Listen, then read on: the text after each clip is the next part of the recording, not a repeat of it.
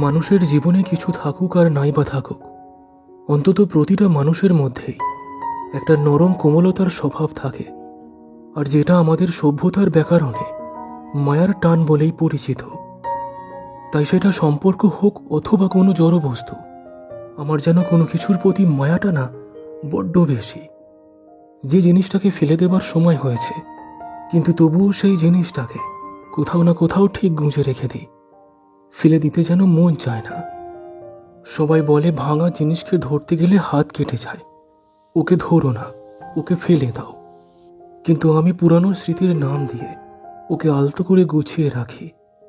তাই জন্য আমার জীবনে কিছু ভেঙে গেলে নতুনের পরিবর্তে পুরানো জিনিসটাকেই সারিয়ে নিতে বেশি পছন্দ করি। একবার একটা মানুষকে না ভীষণভাবেই আমি ভালোবেসেছিলাম, কিন্তু সে তার ব্যক্তিগত কারণ দেখিয়ে আমার সাথে সম্পর্ক রাখেনি। আমাদের সম্পর্ক পূর্ণতা পাওয়ার আগেই ভেঙে যায়। তবে তার মায়াতে আমি এতটাই জর্জরিত যে নতুন করে আর এগিয়ে যেতে পারিনি। অর্থাৎ নির্লজ্জের মতো রাতারাতি সবকিছু ভুলে গিয়ে নতুন একটা মানুষকে বেছে নেওয়া আমার মন মানসিকতার কাছে সম্ভব নয়। তাই সম্পর্ক ভেঙে গেলে নতুন মানুষের পরিবর্তে পুরানো মানুষটার জন্যই প্রতীক্ষা করতে পছন্দ করি। সে যে আর কখনো ফিরে আসবে না সেটা জানার সত্ত্বেও না, তার মায়াতে আমি এতটাই পাগল যে আমি পারি না হুট করে নতুনকে গ্রহণ করতে অথবা নতুন করে শুরু করতে। আমার এই মায়াতে আটকে থাকার কারণেই আমি জীবনে অনেক সুযোগকে হারিয়েছি। কিন্তু ঠিক আছে, অন্তত নিজের কাছে তো জবাবদিহি করতে পারবো যে আমি এক মানুষের এক ভালোবাসাতেই আকৃষ্ট, সন্তুষ্ট এবং আনন্দিত। মায়া শব্দটির মধ্যে একটা অদ্ভুত গভীরতা আছে, যার সম্পূর্ণ ব্যাখ্যা আজ পর্যন্ত কেউই দিতে পারেনি।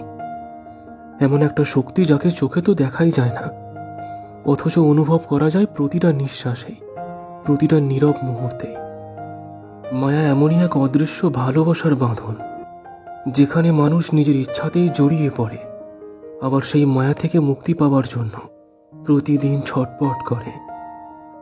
মায়া হলো কোনো কিছুকে না ছাড়তে পারার এক তীব্র অনুভূতি। সময় তো বয়ে যায়, জীবনটাও এগিয়ে যায়, কত শত নতুন মানুষের সাথে পরিচয় হয়, নতুন নতুন গল্পও শুরু হয়, কিন্তু পুরানো অধ্যায়ের সেই গন্ধ, সেই ব্যথা চোখ বন্ধ করলেই সব ফুটে ওঠে, পরিষ্কার ফুটে ওঠে। আর আমি অনুভব করতে পারি যে আমি এখনো তার মায়াতে ভীষণ জর্জরিত।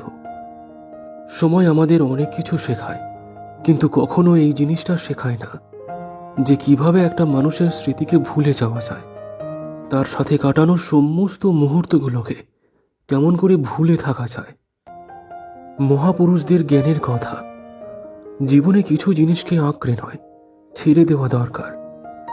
যে মানুষটা নেই তাকে মনের মধ্যে গেঁথে নয়, ভুলে যাওয়া দরকার। আর কিছু সম্পর্ককে মাটিতে মিশিয়ে দেওয়া দরকার। কিন্তু সত্যি বলতে না, মানুষ কখনো কিছু ভোলে না, ভুলতে সে পারে না।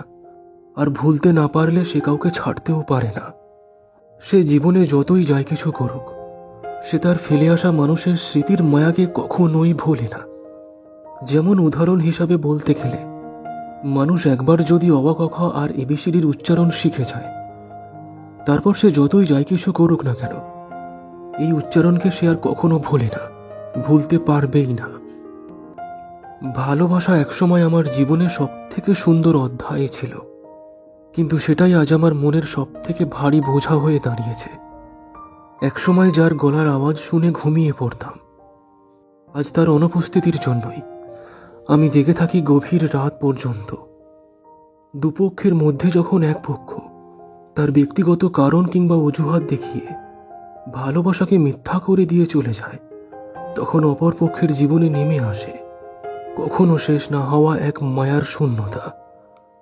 যে শূন্যতা একটা নিঃশব্দ ফাঁকা ঘরের মতো, যেখানে আমার প্রতিটা ধ্বনি প্রতিধ্বনি হয়ে আমার কাছেই ফিরে আসে।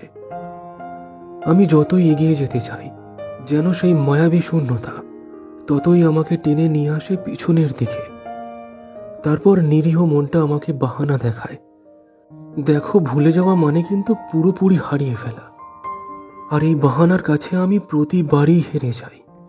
মানুষ মানুষকে হারিয়ে ফেলার ব্যথাকে ঠিক কাটিয়ে উঠতে পারে, কিন্তু তার সাথে কাটানো মুহূর্তগুলোকে না ঠিক যত্ন করে রেখে দেয়, কারণ ওইগুলোই একমাত্র শেষ সম্বল মানুষটাকে অনুভব করার জন্য।